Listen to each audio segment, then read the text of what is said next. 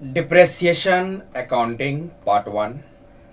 और first topic है हमारा मीनिंग ऑफ डिप्रेसिएशन। हिंदी में इसको क्या कहते हैं बच्चों? ह्रास। डिप्रेसिएशन को हिंदी में कहेंगे ह्रास। तो बच्चों डिप्रेसिएशन क्या होता है? कहेंगे depreciation is the gradual and permanent decrease in the value of an asset from any cause. किसी भी कारण से एसेट्स के वैल्यू में जो परमानेंट डिक्रीज हो रहा है, ग्रेजुअल डिक्रीज हो रहा है, उसे हम क्या कहेंगे? डिप्रेसिएशन। कोई एसेट्स ले लो, जैसे बिल्डिंग। मान लो बिल्डिंग है, मान लो 20 लाख का, और बिल्डिंग हम खरीदे हैं, किस लिए खरीदे हैं? यूज करने के लिए। तो जब बिल्डिंग को हम यूज करेंगे तो वो ग्रेजुअल क्या होगा? डिक्रीज होते जाएगा, उसका वैल्यू कम होते जाएगा। तो जो वैल्यू कम होता है ना, उसी को कहते हैं डिप्रेसिएशन। शॉर्ट में कहना चाहो तो डिप्रेसिएशन का मतलब decrease in the value of asset. अब एसेट्स का मतलब कौन सा एसेट्स होता है? तो tangible fix assets. Tangible fix assets यानी कि जितने भी टेंजेबल फिक्स एसेट्स है, जैसे बिल्डिंग, मशीनरी, फर्नीचर, इन सब को अगर हम रेगुलर यूज करेंगे तो इसका वैल्यू कम होगा। तो जो वैल्यू कम होता है उसे हम क्या कहते हैं? Depreciation. In other words, depreciation means a gradual decrease और loss in the value of fix assets. यानी कि जो टेंजेबल फिक्स एसेट्स है उसके वैल्यू में जो लगातार कमी होती जाती है। क्यों कमी हो रही है? तो आप उसको यूज कर रहे हो, वो यूज करोगे तो वियर एंड टीयर होगा। कभी कभी ऑब्सोलिशंस हो जाता है। ऑब्सोलिशंस का मतलब नया टेक्नोलॉजी या नया मेथड के आने से पुराना मेथड, पुराना टेक्नोलॉजी आउटडेटेड हो जाता है। समय बीतेगा, जैसे जैसे पुराना होगा एसेट्स, उसका वैल्यू क्या होगा? कमेगा। मार्केट वैल्यू लगातार कम हो रहा है। तो ऐसे बहुत सारे कारण हैं जिसके कारण एसेट्स का वैल्यू डिक्रीज होता है, ग्रेजुअली डिक्रीज होता है। उसे हम कहते हैं डिप्रेसिएशन। एक और एग्जांपल ले लो, जैसे फर्नीचर है, मान लो 10,000 रुपये का। अब इस एसेट्स को हम क्या कर रहे हैं? रेगुलरली, कंटिन्यूसली यूज कर रहे हैं। तो यूज करेंगे तो इसका वैल्यू धीरे धीरे क्या होते जाएगा? ग्रेजुअल वे में कम होते जाएगा, डिक्रीज होते जाएगा। तो इसी को कहते हैं हम लोग depreciation. Depreciation means decrease in the value of tangible fix asset, जैसे बिल्डिंग हो गया, मशीन हो गया, फर्नीचर हो गया, इक्विपमेंट्स हो गए, टूल होंगे। इस सब का अगर हम रेगुलर यूज करेंगे तो इसका वैल्यू क्या होता है? कम होता है। उसे हम डिप्रेसिएशन कहते हैं। एक्सेप्शन है बच्चों, लैंड। लैंड भी आपका टेंजेबल फिक्स एसेट्स होता है, लेकिन लैंड का वैल्यू कभी भी डिक्रीज नहीं होता है। लैंड का वैल्यू देखते हो कि उसका मार्केट वैल्यू दिन प्रतिदिन बढ़ता जाता है। यानी कि लैंड का क्या यूज करेंगे? अप्रेसिएशन। अप्रेसिएशन मतलब increase in the value of assets. लेकिन हमारा टॉपिक है डिप्रेसिएशन, तो सारे टेंजिबल फिक्स एसेट्स पे डिप्रेसिएशन चार्ज होगा, लैंड को छोड़कर। क्योंकि लैंड आपका क्या है? लैंड का मार्केट वैल्यू बढ़ते जाता है, उसे हम अप्रिसिएशन कहेंगे। तो ये आपका हो गया टेंजिबल फिक्स एसेट्स का मतलब वह एसेट जिसको हम टच कर सकते हैं, देख सकते हैं, छू सकते हैं। ऐसे एसेट्स को टेंजिबल फिक्स एसेट्स कहा जाता है। जैसे बिल्डिंग, मशीन, फर्नीचर, ये सब टेंजिबल फिक्स एसेट्स है। और टेंजिबल फिक्स एसेट्स के वैल्यू में अगर कमी होगा उसे हम क्या कहते हैं? डिप्रिसिएशन। नेक्स्ट, कुछ इम्पोर्टेंट चीज, ये आपका टॉपिक बहुत इम्पोर्टेंट है, इसको समझना बहुत ज़रूरी है। टॉपिक क्या है? डिप्रेशिएशन, डिप्लेशन और एमोटाइजेशन। तीनों में हम क्या करते हैं? डिफरेंसेस पता करते हैं। पहले तो लैंड। लैंड का कोई डिप्रेशिएशन नहीं होता, लैंड का मार्केट वैल्यू बढ़ता जाता है, तो लैंड का क्या कहेंगे? Appreciation. Machinery, plant, building, equipment, tools, furniture, fixture, vehicles, ये सब टेंजेबल फिक्स एसेट्स है। और टेंजेबल फिक्स एसेट्स को अगर हम कंटिन्यूसली यूज करेंगे, रेगुलर यूज करेंगे, तो उसका वैल्यू कमेगा, तो उसके लिए डिप्रेशिएशन यूज होता है। और इनटेंजिबल एसेट जैसे पेटेंट, कॉपीराइट, ट्रेडमार्क, इन सब के, गुडविल, इन सब के लिए इन सब का वैल्यू घटेगा, तो उसको क्या कहेंगे? एमोटाइजेशन। तो सीधा सीधी समझो, decrease in the value of land, ये बहुत ही रेयर केस में होगा, ये होगा ही नहीं। लैंड का वैल्यू इंक्रीज होता है, तो लैंड में डिप्रिसिएशन हम यूज नहीं करते हैं। लैंड को छोड़कर सारा टेंजिबल फिक्स एसेट्स पे डिप्रिसिएशन चार्ज होता है। Decrease in the value of, decrease in the value of furniture. तो फर्नीचर का वैल्यू डिक्रीज हो रहा है, तो मतलब बच्चों क्या है? डिप्रिसिएशन हो रहा है। डिप्रेशिएशन, और decrease in the value of patent. Patent आपका क्या है? इनटेंजिबल एसेट्स है। मतलब इनटेंजिबल फिक्स एसेट्स का मतलब वह एसेट जिसका कोई फिजिकल एग्जिस्टेंस नहीं होता, लैक ऑफ फिजिकल एग्जिस्टेंस, वैसे एसेट्स को हम लोग इनटेंजिबल एसेट्स कहते हैं। मतलब जिसको हम ना देख सकते ना छू सकते, सिर्फ महसूस किया जाता है, ऐसे एसेट्स को इनटेंजिबल एसेट्स कहते हैं। तो decrease in the value of patent, patent आपका इंटेंजिबल एसेट्स है, इसका वैल्यू डिक्रीज होगा तो इसके लिए क्या यूज करेंगे? एमोटाइजेशन।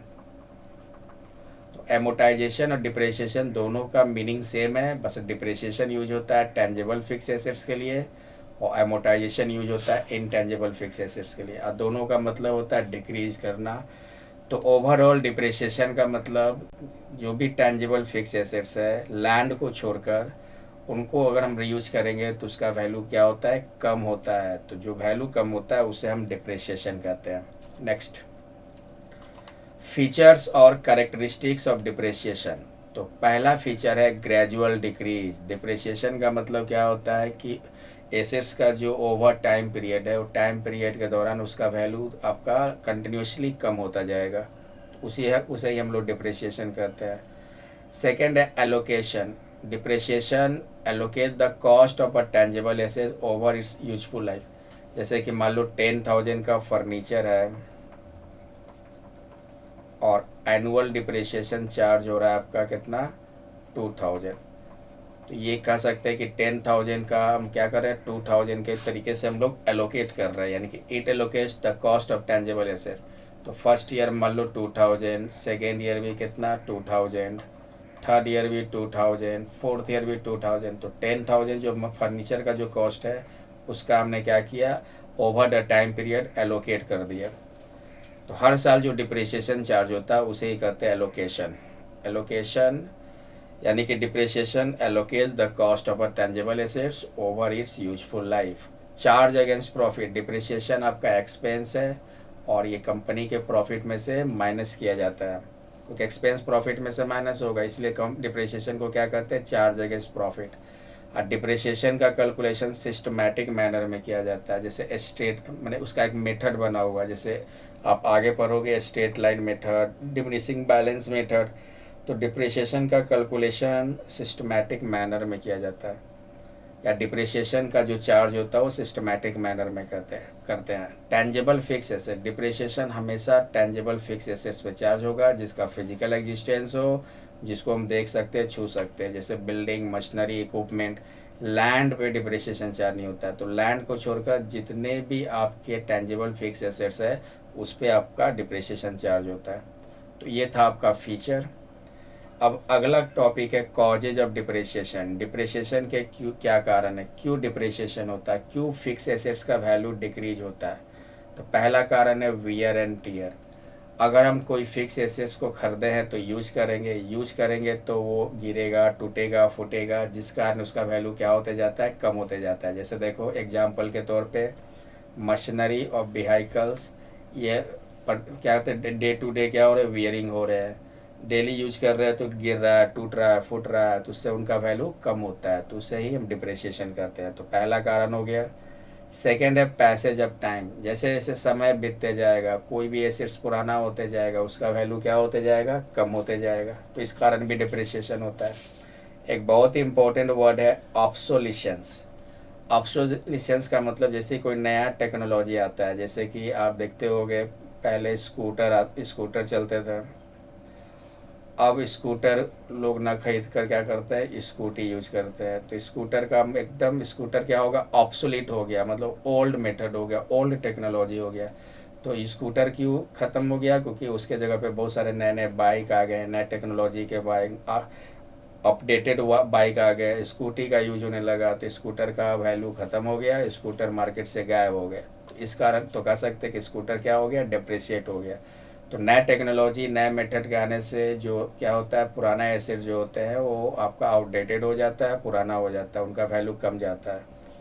एग्जाम्पल के तौर पे ले लो, जितने भी सॉफ्टवेयर, ऐसे ओल्डर कंप्यूटर या सॉफ्टवेयर डिप्रिशिएट हो गया, faster as newer models offer better functionality.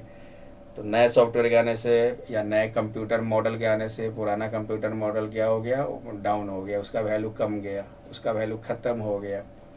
Accident, बहुत सारे ऐसे भी आपके एसेट्स मिलेंगे जैसे कार, बाइक, इन सब का क्या होता है, एक्सीडेंट हो गया तो इनका वैल्यू डिक्रीज हो जाता है।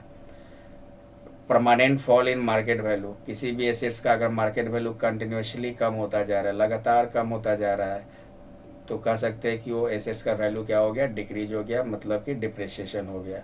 तो कभी कभी होता है जैसे इंडस्ट्री चेंज हो गया या मार्केट में मंदी है जिसके कारण उस एसेट्स का डिमांड कम हो रहा है, मार्केट वैल्यू कम हो रहा है, तो मार्केट वैल्यू कम होगा तो उसका वैल्यू डिक्रीज होगा, और एसेट्स का वैल्यू डिक्रीज होने का मतलब क्या हो रहा है, डिप्रिसिएशन हो रहा है। तो ये सब कारण थे डिप्रिसिएशन क्यों होता है। अगला टॉपिक है need for charging depreciation. Depreciation क्यों चार्ज करते हैं, क्या इसका ऑब्जेक्टिव क्या है, डिप्रिसिएशन चार्ज करना क्यों ज़रूरी है। तो पहला है to find out the correct cost of production, यानी कि डिप्रिसिएशन इसलिए चार्ज किया जाता है ताकि हम सही कॉस्ट ऑफ प्रोडक्शन निकाल सके। इसके लिए एग्जाम्पल को समझो। मान लो एक कंपनी ने फर्नीचर मैन्युफैक्चर किया, मैन्युफैक्चरर फर्नीचर, उसने क्या किया, मशीन आपका मैन्युफैक्चर कर रहा है 50,000 का, ये कॉस्ट है, और मशीन का लाइफ टाइम 10 ईयर्स है। हर साल 5,000 डिप्रिसिएशन क्या हो रहा है, एलोकेट हो रहा है। तो business include this expense in the production cost. तो ये जो बिजनेस है, ये जो डिप्रिसिएशन 5,000 जो हो रहा है, इसको बिजनेस क्या करेगी, प्रोडक्शन कॉस्ट में इंक्लूड करेगी, और जब प्रोडक्शन कॉस्ट में इंक्लूड करेगी तब जाकर जो प्रोडक्शन कॉस्ट आएगा हमारा करेक्ट आएगा। तो प्रोडक्शन कॉस्ट करेक्ट तभी आएगा जब आप डिप्रिसिएशन को एज एक्सपेंस मानकर प्रोडक्शन कॉस्ट में इंक्लूड करते हो। सेकेंड है to ascertain the correct profit and loss. Depreciation इसलिए भी चार्ज किया जाता है ताकि सही प्रॉफिट का हम कैलकुलेशन कर सके, हम जो प्रॉफिट निकालो हमारा करेक्ट प्रॉफिट हो। एग्जाम्पल देखो इसका, जैसे मान लो कंपनी का रेवेन्यू या प्रॉफिट कितना है, 1 लाख है। मान लो कंपनी का प्रॉफिट है 1 लाख, और मशीन आपका 10,000 एनुअल डिप्रिसिएशन है। तो डिप्रिसिएशन जब तक नहीं घटाएंगे तब तक करेक्ट प्रॉफिट नहीं आएगा। तो 10,000 घटाएंगे तो 90,000 जो प्रॉफिट आया ये बिजनेस का करेक्ट प्रॉफिट माना जाएगा। 1 लाख जो है without depreciation profit correct profit नहीं माना जाता है, क्योंकि आप बिजनेस चला रहे हो तो मशीन तो यूज किए होगे, मशीन यूज किए होगे या कोई भी फिक्स एसेट्स यूज किए होगे, तो उस पर तो डिप्रिसिएशन चार्ज हुआ होगा, और डिप्रिसिएशन एक्सपेंस है, और आप डिप्रिसिएशन छोड़ देते हो मतलब एक्सपेंस को छोड़ दिया, तो प्रॉफिट तो आपका ओवर स्टेटेड शो होगा, बढ़ा हुआ शो होगा, इसलिए डिप्रिसिएशन चार्ज करना ज़रूरी हो जाता है। डिप्रिसिएशन चार्ज करेंगे मतलब प्रॉफिट में से माइनस किया जाएगा, तब जो प्रॉफिट आएगा वो हमारा करेक्ट प्रॉफिट आएगा। तो करेक्ट प्रॉफिट निकालने के लिए भी हम लोग डिप्रिसिएशन चार्ज करते हैं। थर्ड है to show the correct financial position. Depreciation इसलिए भी चार्ज किया जाता है ताकि सही फाइनेंशियल पोजीशन हम दिखा सके। जैसे मान लो एग्जांपल इसका भी देखो, जैसे एक बिल्डिंग है, मान लो 2 लाख का खरीदे, बिल्डिंग कितने का है, 2 लाख का, और ईयर के एंड में डिप्रिसिएशन हमने चार्ज किया 10,000, तो 10,000 डिप्रिसिएशन चार्ज हुआ तो इसका वैल्यू कम होगा। अब बिल्डिंग का वैल्यू कितना हो गया, 190,000, तो बैलेंस शीट जब बनाएंगे तो बिल्डिंग को कितने वैल्यू पे दिखाएंगे, 190,000 पे दिखाएंगे। मतलब तो डिप्रिसिएशन इसलिए चार्ज किया जाता है ताकि हम बिल्डिंग को या फिक्स एसेट्स का सही प्रेजेंटेशन कर सकें। ऐसा करेंगे तो हमारा फाइनेंशियल पोजीशन भी क्या होगा, करेक्ट होगा। नेक्स्ट है to provide for replacement of assets. Assets को रिप्लेस करने में भी एसेट्स के रिप्लेसमेंट के लिए भी डिप्रिसिएशन चार्ज किया जाता है। इसका एक एग्जांपल यहाँ देख लो, जैसे मान लो एक व्हीकल जो है वो 30,000 कॉस्ट का है, और इसका एस्टिमेटेड लाइफ है मान लो 5 ईयर्स, एनुअल डिप्रिसिएशन है मान लो कितना, 6,000। तो कंपनी या बिजनेस क्या करती है, जितना डिप्रिसिएशन होता है उतना ही वो सेट असाइड करते जाती है, उतना ही वो प्रॉफिट से निकालते जाती है। जैसे 5-6 हज़ार का डिप्रिसिएशन 1 साल हुआ तो प्रॉफिट से 6,000 रुपये क्या करेगी, अलग इंतजाम कर लेगी। किसके लिए, जब हमको एसेट्स रिप्लेस करना होगा तो उसमें इसका यूज होगा। अगले साल भी डिप्रिसिएशन 6,000, फिर उसने क्या किया, प्रॉफिट से निकाल लिया। अगले साल भी 6,000 प्रॉफिट से निकाल लिया। इसी तरह 5 साल डिप्रिसिएशन 6,000 चार्ज हो जाएगा, तो ये जीरो हो गया, मतलब ये मशीन आपका कंप्लीट हो गया, ख़त्म हो गया, आपके बिजनेस पूरा स्क्रैप्ड हो गया। लेकिन आपने 5 साल 6-6 हज़ार रुपये जो निकाले डिप्रिसिएशन के अमाउंट के इक्वल प्रॉफिट से, टोटल आपके पास कितने आ गए? 30,000 आ गए। थोड़ा सा और इसमें ऐड करके आप क्या कर सकते हो? नया एसेट खरीद सकते हो। तो एसेट्स को रिप्लेस करने में भी, रिप्लेस करने के लिए भी डिप्रिसिएशन चार्ज किया जाता है। हमें पता रहता है कि 1 साल हम कोई एसेट यूज करेंगे तो उस पर कितना उसका वैल्यू कमेगा। जितना वैल्यू कमेगा वो डिप्रिसिएशन होता है। उतने अमाउंट का जितना डिप्रिसिएशन है उतने अमाउंट का हम प्रॉफिट से निकालते चल जाएंगे, फंड बना लेंगे, ताकि जब वो एसेट्स आपको नया एसेट्स की ज़रूरत पड़े तो आपके पास उतना पैसा हो कि आप उसको रिप्लेस आसानी से कर सकें, कोई दिक्कत नहीं हो। तो ये चार आपका मेन है कि आप डिप्रिसिएशन चार्ज करते हो। एक है करेक्ट कॉस्ट ऑफ प्रोडक्शन निकालने के लिए, सही प्रॉफिट एंड लॉस पता करने के लिए, फाइनेंशियल पोजीशन का सही प्रेजेंटेशन हो, और एसेट्स के रिप्लेसमेंट, इन सब चीज़ों के लिए डिप्रिसिएशन चार्ज करना ज़रूरी हो जाता है। नेक्स्ट है फैक्टर्स अफेक्टिंग डिप्रिसिएशन। डिप्रिसिएशन, बहुत सारे ऐसे फैक्टर्स हैं जो डिप्रिसिएशन को प्रभावित करते हैं। तो मेन रूप से आपका 3 है। Cost of the asset, assets का कॉस्ट में क्या आ जाएगा? तो एक तो इनिशियल परचेज प्राइस आ जाएगा, परचेज प्राइस, अब प्लस एनी कॉस्ट जो एक्वायर करने में लगा रहे हो, जैसे कि इंस्टॉलेशन का खर्चा, ट्रांसपोर्टेशन का खर्चा, कैरेज, वेजेज, इरेक्शन का खर्चा, ये सारे खर्चे को जोड़ देंगे तो एसेट्स का कॉस्ट हो जाता है। और एसेट्स का कॉस्ट अगर कम है तो कम डिप्रिसिएशन चार्ज होगा, एसेट का कॉस्ट अधिक है तो अधिक डिप्रिसिएशन चार्ज होगा। तो फर्स्ट फैक्टर हो गया डिप्रिसिएशन का। सेकेंड है estimated useful life of the assets. Assets का एक अनुमानित यूजफुल लाइफ होता है। जैसे कोई एसेट्स मान लो 5 साल चलेगा, ये हम एस्टिमेशन कर रहे हैं, तो ये 5 साल क्या होगा? Estimated useful life of the assets हो गया। और यहाँ पे एक इम्पोर्टेंट लाइन है, ध्यान देना, अगर एसेट्स का यूजफुल लाइफ लंबा है तो एनुअल डिप्रिसिएशन क्या होगा? छोटा होगा। देखो एग्जांपल, जैसे फर्नीचर आपका 10,000 है और एस्टिमेटेड लाइफ मान लो 5 ईयर है, तो एनुअल डिप्रिसिएशन कितना होगा? 5 से डिवाइड कर दो तो 2000। और वही अगर फर्नीचर मान लो सेम 10,000 ले लेते हैं और एस्टिमेटेड ईयर मान लो 10 ईयर्स ले लेते हैं, तो एनुअल डिप्रिसिएशन कितना होगा? तो 10,000 में 10 से डिवाइड करो 1000। तो क्या देखें, एस्टिमेटेड लाइफ अगर अधिक होगा तो एनुअल डिप्रिसिएशन कम होगा, और वही उल्टा कर लो, अगर एस्टिमेटेड लाइफ कम होगा तो डिप्रिसिएशन क्या होगा? अधिक होगा। थर्ड है स्क्रैप वैल्यू और साल्वेज वैल्यू और रेसिजुअल वैल्यू।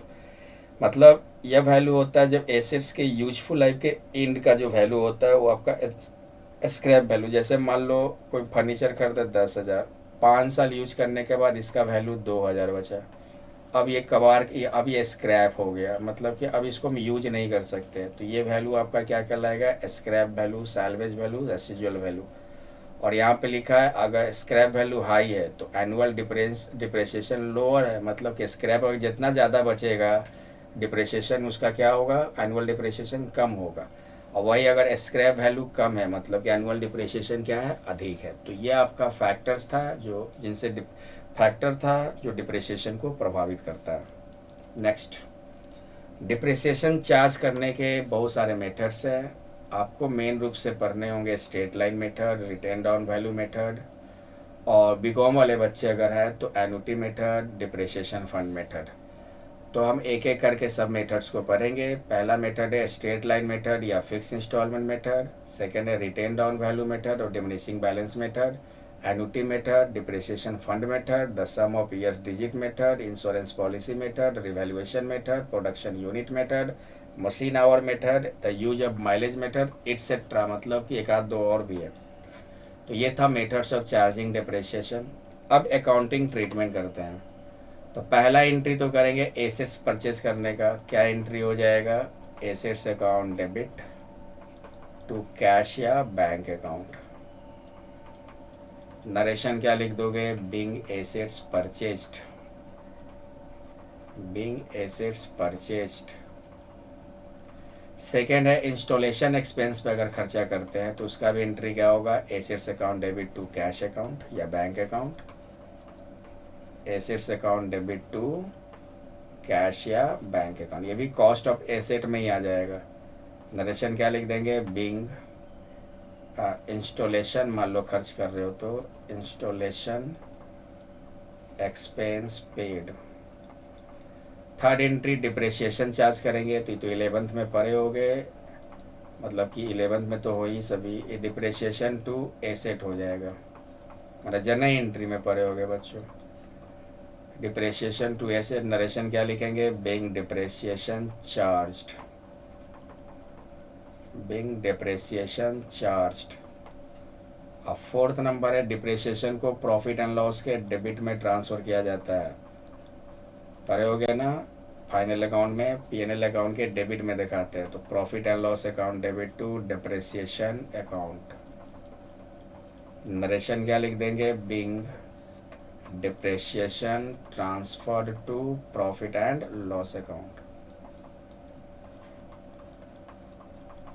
और फिफ्थ नंबर है, अगर एसेट्स बेचते हैं, एसेट्स खरीदने का एंट्री ये हुआ, बेचेंगे तो कैश या बैंक इंक्रीज करेगा डेबिट, और एसेट्स डिक्रीज होगा, जो बेच रहे हो उसको क्रेडिट में दिखा देंगे। नरेशन लिख देना, being assets sold, being assets sold. 6 number entry है, अगर एसेट्स को बेचने पर प्रॉफिट लॉस हो तो क्या एंट्री करेंगे, तब एंट्री करेंगे profit and loss account debit to assets account. Narration क्या होगा, being loss on sale of assets, loss on sale of assets. और बेचने पे अगर प्रॉफिट होगा तो क्या एंट्री करेंगे, तो वो प्रॉफिट एंड लॉस के क्रेडिट में चला जाएगा, यानी कि एंट्री होगा assets account debit to PNL account, being profit on sale of assets, being profit on sale of assets. अब मान लो इसमें मशीनरी अकाउंट तुमको बनाने दे दे, या फिक्स एसेट्स अकाउंट, या प्लांट अकाउंट, या फर्नीचर अकाउंट, जो भी अकाउंट बनाना दे, तो कैसे बनाएंगे, तो 6 कॉलम बना लेना है, एक डेट का, एक पार्टिकुलर्स का, उसके बाद एक हो जाएगा अमाउंट का, फिर कॉलम रिपीट करेंगे, डेट, पार्टिकुलर्स, फिर हो जाएगा तुम्हारा अमाउंट। मान लो 2 साल का है, फर्स्ट ईयर और सेकेंड ईयर, 2 साल का अकाउंट बनाना है, तो फर्स्ट ईयर मान लो पहले तो फिक्स एसेट्स खरीदा जाएगा, तो क्या एंट्री किए थे, फिक्स एसेट्स खरीदने का, एसेट्स टू कैश या बैंक, तो एसेट्स डेबिट में है ना, तो डेबिट में लिख दो टू कैश या बैंक, ये परचेज का हुआ। अगर इंस्टॉलेशन एक्सपेंस है तो सेम एंट्री करते हैं, कैश या बैंक, ये तुम्हारा एक्सपेंस हो गया। डिप्रेशिएशन चार्ज करते हैं तो क्रेडिट में चला जाएगा ना, बाय डिप्रेशिएशन, देखो आप एंट्री में, depreciation to asset, asset credit side, by depreciation. अब इसको बैलेंस कर दोगे, क्रेडिट में घटेगा तो बाय बैलेंस सीडी, और इसको अगले साल ट्रांसफ़र कर देंगे टू बैलेंस बीडी। अब मान लो नेक्स्ट ईयर भी कोई नया एसेट खरीदा गया, तो लिख देंगे सेम टू कैश या बैंक, ये हम एंट्री कर रहे हैं न्यू एसेट का। और अगर बेचते हैं तो क्रेडिट में जाएगा बाय कैश या बैंक। बेचने का एंट्री क्या था बच्चों, बेचने का एंट्री था कैश टू एसेट, तो एसेट क्रेडिट में है ना, क्रेडिट में दे देंगे बाय कैश। बेचने पे अगर प्रॉफिट होता है, बेचने पे अगर लॉस होता है, तो ये वाला एंट्री मारो, profit and loss to assets, तो एसेट्स क्रेडिट में दे दो बाय प्रॉफिट एंड लॉस।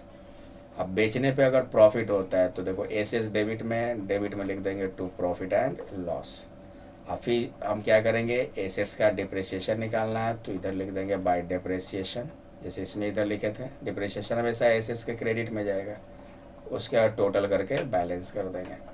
तो ये फॉर्मेट समझ में आएगा जब क्वेश्चन करेंगे, अभी हम करेंगे आज ही करेंगे हम लोग, तो बाय बैलेंस सीडी कर देना। अब यहाँ पे मेथड आपका डिप्रेशिएशन के कई मेथड्स है। फर्स्ट मेथड हम लोग करने वाले हैं स्ट्रेट लाइन मेथड, इसको फिक्स्ड इंस्टॉलमेंट मेथड भी कहा जाता है, फिक्स्ड इंस्टॉलमेंट मेथड, इसको ओरिजिनल कॉस्ट मेथड भी कहेंगे, ओरिजिनल कॉस्ट मेथड। तो यह मेथड क्या है, straight line method is one of the simplest and most commonly use method for calculating depreciation, मतलब सबसे आसान मेथड आपका क्या है, स्ट्रेट लाइन मेथड है। और इसमें डिप्रिसिएशन जो होता है हर साल सेम होता है। जैसे कि मान लो 5000 हम डिप्रिसिएशन फर्स्ट ईयर में निकाले हैं किसी भी एसेट का, तो अगले साल भी क्या होगा 5000 होगा, अगले साल भी क्या होगा 5000 होगा। और इसमें डिप्रिसिएशन जब भी निकालेंगे तो एसेट्स के ओरिजिनल कॉस्ट पे निकालते हैं। एसेट्स के ओरिजिनल कॉस्ट पे मतलब कि जी जो हमारा हिस्टोरिकल कॉस्ट है, जैसे फर्नीचर खरीदे 50,000 का, तो हमें हर साल डिप्रिसिएशन उसी 50,000 पे निकलेगा। और डिप्रिसिएशन निकालने का फॉर्मूला होता है इसमें cost of asset minus salvage value, salvage value का मतलब स्क्रैप वैल्यू, और divided by useful life. Useful life हमारा क्या होता है, एस्टिमेटेड होता है, एग्जैक्ट नहीं कहेंगे, एस्टिमेटेड। और एक हम लोग ये ध्यान रखना डिप्रेसिएबल बेस, डिप्रेसिएबल बेस यही जो फार्मूला भी यूज़ किए ना, कॉस्ट ऑफ एसेट में से स्क्रैप वैल्यू घटाए हैं, कॉस्ट ऑफ एसेट में से स्क्रैप वैल्यू घटाए हैं, यही हमारा डिप्रेसिएबल बेस आता है। और इसी डिप्रेसिएबल बेस पे हम लोग क्या करते हैं, डिप्रिसिएशन निकालते हैं। तो एक तो ये फार्मूला यूज़ कर लेंगे। एक क्वेश्चन में दिया रहता है परसेंटेज वैसे 10%, तो बस आपको कुछ नहीं करना, ओरिजिनल कॉस्ट जो भी दिया रहेगा उसका 10% निकाल लोगे, डिप्रिसिएशन हो जाएगा। तो चलो एक क्वेश्चन करते हैं स्ट्रेट लाइन मेथड का। X limited purchased a plant on 1 April 2018 at a cost of 45,000। इसमें डेट बहुत इंपॉर्टेंट होता है बच्चों। तो अप्रैल 2018 को प्लांट खरीदा गया 45,000। वर्किंग लाइफ प्लांट का कितना है 4 ईयर्स, मतलब एस्टिमेशन है, estimated useful life of the asset है 4 ईयर्स। स्क्रैप वैल्यू दिया है 5,000 at the end of 4th year. तुमको अमाउंट ऑफ डिप्रिसिएशन निकालना है और प्लांट अकाउंट और डिप्रिसिएशन अकाउंट बनाना है। कितने साल के लिए, 4 साल के लिए। कौन सा मेथड है, स्ट्रेट लाइन मेथड। तो पहले तो एनुअल डिप्रिसिएशन निकाल लो। एक आसान क्वेश्चन से पहले कर रहे हैं। एनुअल डिप्रिसिएशन का फॉर्मूला क्या था, cost of asset minus scrap value. Cost कितना है तुम्हारा 45,000, स्क्रैप है 5,000, और एस्टिमेटेड लाइफ कितना है 4 ईयर, तो 10,000 हो गया। तो चलो बना लेते हैं प्लांट अकाउंट। और चूंकि फिक्स इंस्टॉलमेंट मेथड है तो डिप्रिसिएशन हर साल सेम होगा। कॉलम हो जाएगा date, particulars, amount, date, particulars, और हो जाएगा अमाउंट। इधर डेबिट दिखा दो, क्रेडिट दिखा दो। सबसे पहले एंट्री क्या करते हैं, प्लांट परचेज का, जो अप्रैल 18 को खरीदा गया, तो डेबिट में दिखाएंगे ना 2018 अप्रैल 1, क्या लिखकर टू कैश या बैंक 45,000।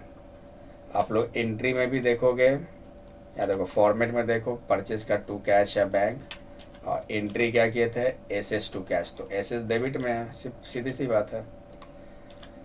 और उसके बाद क्या करेंगे, और कोई ट्रांजेक्शन नहीं है, तो ईयर के एंड में हम लोग क्या करेंगे, डिप्रिसिएशन चार्ज करेंगे। ईयर एंड हो रहा है मार्च को, तो अप्रैल 18 क्या कहाँ जाएगा 2019 मार्च 31 बाय डिप्रिसिएशन। डिप्रिसिएशन हम लोग क्रेडिट में दिखाते हैं। डिप्रिसिएशन देखो बाय डिप्रिसिएशन, ईयर के एंड में चार्ज होगा डिप्रिसिएशन बच्चों। तो कितना डिप्रिसिएशन है 10,000। बैलेंस करो 45 आपका आया डेबिट टोटल। इधर घट रहा है बाय बैलेंस सीडी कर देंगे, 10,000 माइनस करो 35।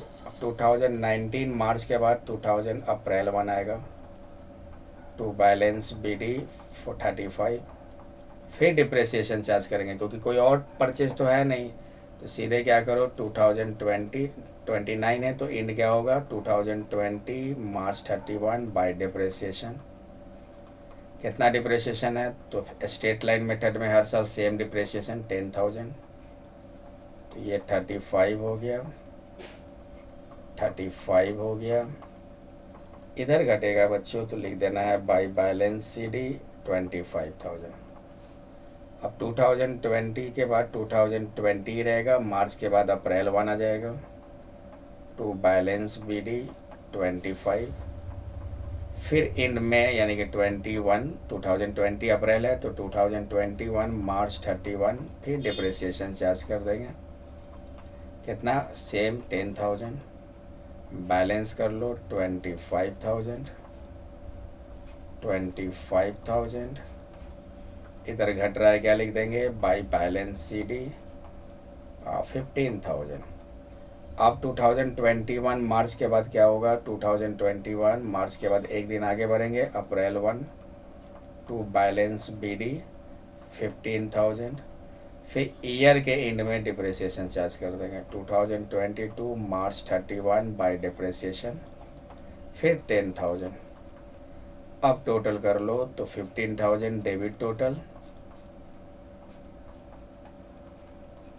क्रेडिट में घट रहा है बाय बैलेंस CD कितना? 5,000। तो देखो यहाँ पे बच्चों फोर्थ ईयर के एंड में स्क्रैप वैल्यू कितना है? 5,000। हमारा भी कितना आया? 5,000। तो ये इस तरह से हम लोग एसेट्स का अकाउंट बना लेंगे। तो रिक्वायरमेंट क्या था? प्लांट अकाउंट बनाना और साथ में डिप्रिसिएशन अकाउंट भी बनाना है। तो डिप्रिसिएशन अकाउंट बना लेते हैं। इसमें भी आप कॉलम दे दो date, particulars, amount, date, particulars और हो जाएगा अमाउंट। तो डिप्रिसिएशन बनाओगे बच्चों, इधर दे दो डेबिट और क्रेडिट। तो डिप्रिसिएशन का एंट्री क्या होता है? Depreciation account debit to asset. तो देखो पहला डिप्रिसिएशन चार्ज हुआ 2019 मार्च 31 को, तो यहाँ पे दे दो 2019 मार्च 31। डिप्रिसिएशन डेबिट में होगा, डिप्रिसिएशन टू एसेट तो टू प्लांट कितना? 10,000। और फिर डिप्रिसिएशन को हम लोग प्रॉफिट एंड लॉस अकाउंट में दिखाते हैं। देखो ये entry, profit and loss account debit to depreciation account. तो डिप्रिसिएशन देखो कहाँ है? क्रेडिट में है ना, तो क्रेडिट में दे दो सेम डेट को। एंड में PF profit and loss account भी एंड में ही बनाते हैं बाय प्रॉफिट एंड लॉस कितना? 10,000 ट्रांसफ़र कर दिए, डबल लाइन से क्लोज कर देना। उसी तरह हर साल का दे दो, 2020 का भी दे देंगे मार्च 31 टू प्लांट 10,000। फिर उसको किस में ट्रांसफ़र कर देंगे? By profit and loss account में 10,000। फिर 2021 मार्च 31 क्या लिख देंगे? टू प्लांट फिर से 10,000। अब फिर इसको किस में ट्रांसफ़र कर देंगे? प्रॉफिट एंड लॉस में 10,000। फिर 2022 मार्च 31 फिर लिख देंगे टू प्लांट 10,000। अब फिर किस में ट्रांसफ़र कर देंगे? प्रॉफिट एंड लॉस में बाय प्रॉफिट एंड लॉस 10,000। तो इस तरह से हम क्या करेंगे? डिप्रिसिएशन अकाउंट कितने साल का बनाने थे? 4 साल का। 4 साल का डिप्रिसिएशन अकाउंट बन गया और 4 साल का प्लांट अकाउंट बन गया। एंड में आप लोग वर्किंग नोट ज़रूर दे देना, वर्किंग नोट ज़रूर दे देना। तो ये हमारा बनकर रेडी हो गया। अब अगला क्वेश्चन पे आते हैं। ये क्वेश्चन देख लो।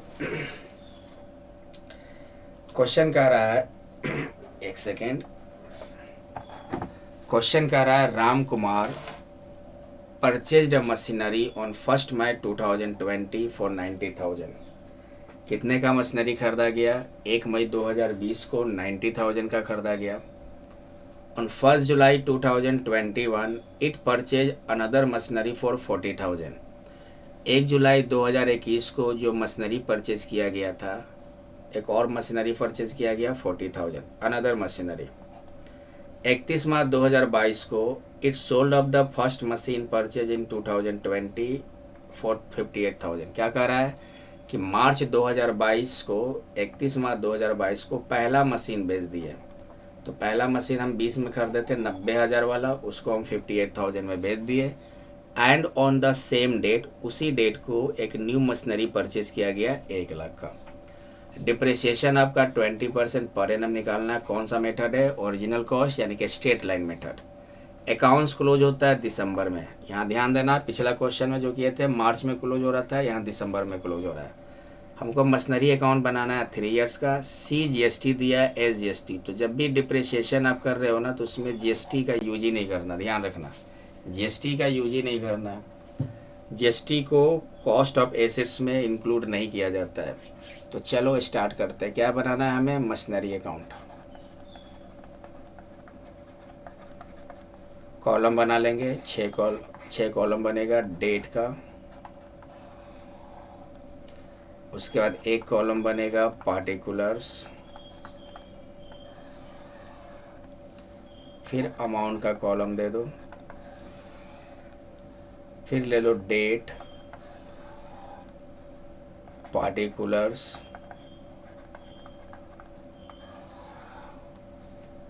फिर अमाउंट। ये क्रेडिट हो गया, ये डेबिट हो गया। सबसे पहले देखो डेट फॉलो करना है सीरियल नंबर से। पहले स्टार्ट करेंगे मई 20, मतलब 20-21, सॉरी दिसंबर है ना, दिसंबर का मतलब हमारा अकाउंटिंग पीरियड 20 से स्टार्ट हो रहा है ना, तो 2020 होगा जनवरी से दिसंबर, 2021 होगा जनवरी से दिसंबर, और 2022 होगा जनवरी से दिसंबर। दिसंबर में क्लोज हो रहा है बच्चों। तो 20 मई को खरीदा गया है, तो खरीदेंगे तो डेबिट में दिखाएंगे 2020 मई 1, क्या लिखेंगे? टू कैश या बैंक 90,000। और अगर क्रेडिट पे परचेज किया जाए तो कैश की जगह वेंडर लिख देना, वेंडर या क्रेडिटर। 1 जुलाई 21 तो अगले साल चला गया ना, यानी कि आपका 20 में एक ही ट्रांजेक्शन है, तो बस सीधे लास्ट में डिप्रिसिएशन चार्ज कर दो। डिप्रिसिएशन होगा दिसंबर में ही, और ईयर 20 ही रहेगा। 21 कब जाता है? जब मार्च होता। तो ईयर 20 रहेगा, दिसंबर में बाय डिप्रिसिएशन चार्ज कर देंगे। तो कितना वर्किंग नोट देखो हम यहाँ साइड में कर रहे हैं, 90,000 का निकालेंगे। कितना परसेंट है डिप्रिसिएशन? 20%। अब यहाँ पे देखो मई को खरीदा गया 1 मई, तो 1 मई से दिसंबर लेंगे। तो 1 मई से दिसंबर लेंगे तो 8 महीने आता है। 8 महीने का डिप्रिसिएशन निकालो, तो 90,000 का 20% 8 महीने का निकालेंगे तो 12,000 आएगा। ये 12,000 यहाँ दे दिए। अब यहाँ पे टोटल कर लो, 90,000, 90,000 इधर घटेगा तो क्या लिख देंगे? By balance CD 78,000। उसके बाद 2020 के बाद क्या आएगा? एक दिन भागेंगे दिसंबर के बाद जनवरी, तो ईयर भी आपका 21 हो जाएगा। 20 के बाद जनवरी 1 टू बैलेंस BD और दे दो 78,000। अब देखो 21 में क्या हुआ है? 21 में आपका जुलाई को खरीदा गया है 40,000 का मशीनरी। 21 में जुलाई को खरीदा गया है, तो जुलाई 1 टू कैश दे देते हैं 40,000, 40,000। अगला ट्रांजैक्शन मार्च 22 को है, तो ये तो अगले साल में है, हम लोग 21 में है। 21 हमारा दिसंबर में क्लोज हो जाएगा। तो और कोई ट्रांजैक्शन इस ईयर में नहीं हुआ है, कोई भी एसेट परचेज नहीं किया गया है। तो मेरे पास जो भी एसेट्स है उसको यूज करेंगे। तो लास्ट में क्या निकाल लो? डिप्रिसिएशन। तो 2021 दिसंबर 31 बाय डिप्रिसिएशन। तो इस बार हमारा 2 एसेट है, एक तो 90,000 वाला। अब यहाँ पे 90,000 वाला जो हम निकाले थे 8 महीने का, यहाँ तो जनवरी से लेंगे ना, देखो उसका बैलेंस जनवरी में दिख रहा है, तो जनवरी से पूरे 1 साल का निकालेंगे। तो 90,000 का 20% निकालोगे 18,000। 90,000 का 20% कितना हो गया? 18,000। और दूसरा मशीन जो खरीदे हैं हम लोग जुलाई में खरीदे हैं, तो जुलाई से दिसंबर लेंगे, मतलब 6 महीने का निकालेंगे। तो 40,000 का 20% 6 महीने का निकालोगे तो 4,000 आ जाएगा। कितना आ जाएगा बच्चों? 4,000। तो टोटल मेरे पास 2 एसेट है, दोनों एसेट्स का डिप्रिसिएशन आया 22,000। अब टोटल कर लो, करोगे तो 78 यानी कि 78 और 40 ऐड करेंगे तो 1,18,000। यहाँ भी हो जाएगा 1,18,000। इधर घटेगा, क्या लिख देंगे? By balance CD। 1,18,000 में 22 माइनस करोगे तो 96,000 आएगा। लेकिन अब हमको अलग अलग करना है। ये जो 96,000 आया, ये तो 2 एसेट्स का बैलेंस आया है, तो इसको अलग अलग कैसे करते हैं? तो पहला वाला तो 78 है, उसका 18 डिप्रिसिएशन निकालिए, तो माइनस कर दो तो 60 हो जाएगा। 78,000 माइनस 18। और दूसरा वाला है 40,000 में 4 माइनस करेंगे तो 36,000। अब इन दोनों को ऐड करोगे तो 96 आ जाएगा। अभी 21 के बाद हम लोग 22 आते हैं, दिसंबर के बाद जनवरी, क्या लिख देंगे, टू बैलेंस BD 96,000, इसमें तुम्हारा आ जाएगा 60,000 और 36,000। अब यहाँ पे ध्यान देना बच्चों, बहुत इंपॉर्टेंट चीज़ है, इसको समझ जाओगे तो डिप्रिसिएशन समझ जाओगे। 31 मार्च 2022 को पहला मशीन बेच दिया गया। पहला मशीन कौन सा है, 90,000, उसका वैल्यू यहाँ पे 78, यहाँ पे 60,000। तो ये 60,000 वाला जो मशीन है 31 मार्च को बेच रहा है, तो खरीदे तो डेबिट में टू कैश, बेचेंगे तो क्रेडिट में दिखाएंगे। तो 2020 मार्च 31 दे दो बाई कैश। कितना में बेच रहे हैं, 58,000 में। अब ये जो मशीन बेच रहे हैं, ये जो 60,000 वैल्यू है, ये तो जनवरी में है, अब बेच रहे हैं मार्च में, तो इस ईयर में भी मार्च तक यूज करने के बाद बेचे ना, तो जितना आप यूज करते हो उतना डिप्रिसिएशन निकालोगे। तो ये जो मशीन है ये हम मार्च में बेच रहे हैं, मतलब 3 महीने के बाद बेच रहे हैं, 3 महीने के एंड में बेच रहे हैं, तो 3 महीने हमने यूज तो किया ना, तो 3 महीने का इसका डिप्रिसिएशन निकाल लेंगे बाय डिप्रिसिएशन। अब कौन से मेथड से बनाना है, ओरिजिनल कॉस्ट, तो हमेशा डिप्रिसिएशन ओरिजिनल कॉस्ट पे निकालेंगे। ये 60,000 वाले का ओरिजिनल कॉस्ट है 90,000, इसका 20% डिप्रिसिएशन निकाल लो। कितने महीने का, 31 मार्च को बेच रहे हैं, तो 3 महीने यूज करके बेच रहे हैं, तो 90,000 का 20% 3 महीने का निकालेंगे तो 4500 आएगा, 4500। अब ध्यान देना, बेचने पर या तो प्रॉफिट होगा या लॉस होगा, यह भी निकालना है। तो देखो ध्यान से सुनो, जनवरी में उसका वैल्यू 60 है, 31 मार्च तक हमने इतना यूज कर लिया, 45 यूज कर लिया, तो कॉस्ट में माइनस होगा, उतना डिक्रीज हो जाएगा। डिप्रिसिएशन का मतलब क्या होता है, एसेट्स का वैल्यू को कम करता है। तो 60,000 तो जनवरी में वैल्यू है, 31 मार्च को बेचे हैं, तो 31 मार्च तक हम 3 महीने यूज किए, तो कितना डिप्रिशिएट हुआ, 4500, तो इसको माइनस कर दो, तो 55,500 यानी 55,500 ये कॉस्ट आया। कब तक का कॉस्ट आया, जब तक आप सेल कर रहे हो, सेल करने का कॉस्ट, यानी कि 31 मार्च तक का कॉस्ट आ गया। ये कॉस्ट अप टू 31 मार्च, जिस डेट को सेल किया जा रहा है।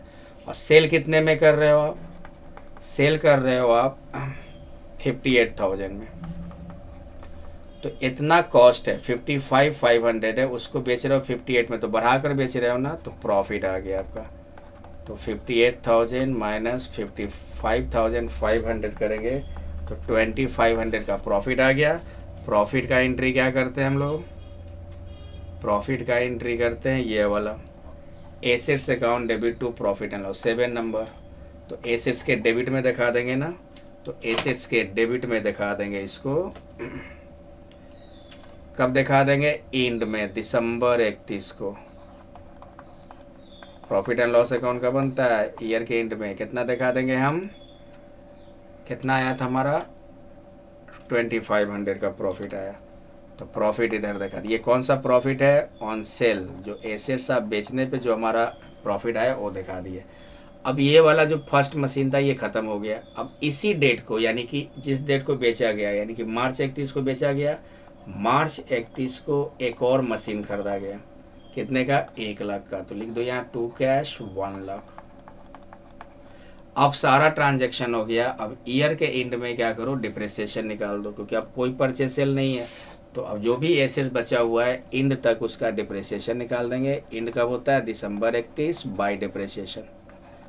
अब ये जो ऊपर वाला डिप्रिसिएशन ये किसका निकाले थे, जो सेल किए थे हम। और पूरा एंड तक का डिप्रिसिएशन किसका निकालेंगे, जो मेरे पास है, जो मेरे पास एग्जिस्ट है, बचा हुआ है। तो ये डिप्रिसिएशन निकाल लो जो एग्जिस्टिंग एसेट्स हैं। तो कौन कौन है, 90,000 वाला तो चला गया, ये वाला बचा हुआ 40,000 वाला। तो 40,000 वाला यहाँ पे हम लोग जुलाई से लिए थे, लेकिन यहाँ तो जनवरी में ना उसका वैल्यू है, तो जनवरी से दिसंबर पूरे 1 साल का निकाल लोगे। तो 40,000 का 20% 1 साल का 8,000 आ जाएगा। और 1 लाख का तुम मार्च में खरीदे हो 31 मार्च को, तो अप्रैल से लेंगे, तो अप्रैल से दिसंबर 9 महीने का निकाल लेंगे उसका डिप्रिसिएशन। तो 1 लाख का 20% 9 महीने का निकाल लोगे तो 15,000 आ जाएगा इसका डिप्रिसिएशन। तो 15,000 आ गया 1 लाख वाले का। टोटल एग्जिस्टिंग एसेट्स पे कितना डिप्रिसिएशन हो गया, 23,000। अब टोटल कर लो, टोटल करोगे तो डेबिट में आ रहा है 198,500, यहाँ भी आ जाएगा 198,500, इधर घट रहा है तो क्या लिख देंगे, बाई बैलेंस CD। सबको जोड़कर माइनस करोगे यानी 58,000, 4,500, 23,000, तो 1,13,000 आएगा। अब अलग अलग कैसे करते हैं बच्चों, तो 60 वाला तो आपका ख़त्म हो गया, बेच दिए। 36,000 में से 8,000 उसका डिप्रिसिएशन निकाले थे, माइनस कर दो 28, और 1,00,000 में से 15,000 माइनस कर दो तो कितना हो जाएगा, 85,000। तो ये हमारा हो गया। तो ये था बच्चों डिप्रिसिएशन अकाउंटिंग का पार्ट 1 लेक्चर। अभी और लेक्चर इसका होगा, कंटिन्यू होगा। तो उम्मीद करता हूँ कि आप लोग को ये लेक्चर समझ में आया हो। अगर नहीं समझ में आया तो एक बार और कम से कम देख लो इसको, क्योंकि एक चीज़ अगर हम 2 बार करते हैं तो अच्छे से कॉन्सेप्ट मिल जाता है, अच्छे से समझ में आ जाती है। तो चलो बच्चों, मिलते हैं हम लोग नेक्स्ट लेक्चर में। आप लोग पढ़ाई करते रहो, मेहनत करते रहो। Thank you.